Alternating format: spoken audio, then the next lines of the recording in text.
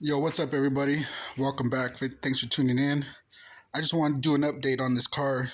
Maybe about a week ago, I was coming back home from a long distance travel in this car, and I noticed that the temperature gauge started getting past the middle, and it was very suspicious to me, like why it was doing that. I didn't understand why. I was thinking about everything that I was placed and stuff, and what I did to it. I thought maybe the manifold must have cracked or something. Maybe the radiator gave out.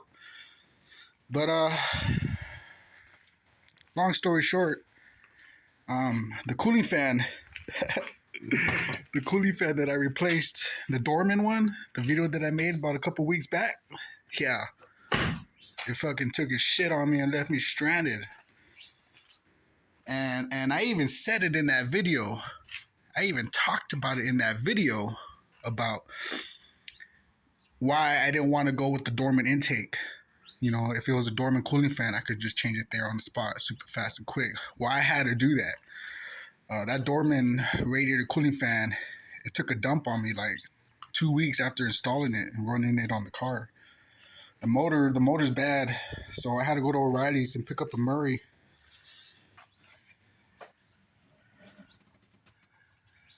As you can see, coolant spewed out everywhere on top of the radiator reservoir.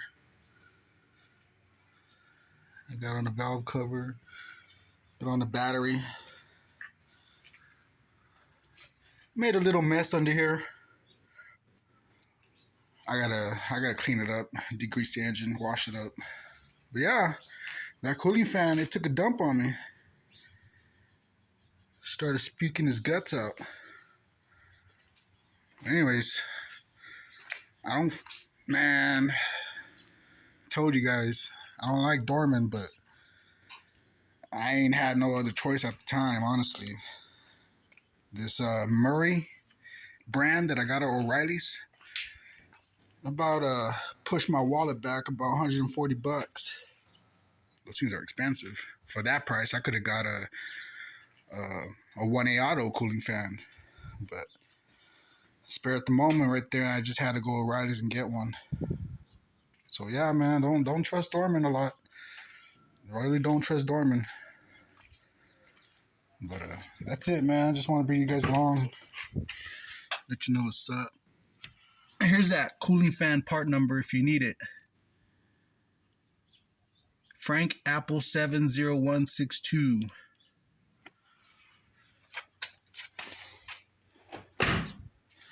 That's gonna do it, guys. She's back up and running. She's good. She's happy again. I don't know, but everything went great. Nothing overheated. I didn't let it get that hot. I turned off the car and it started spewing out, so I didn't let the temperature gauge get past. Then what I saw it a little past the middle, but it didn't go all the way to the top.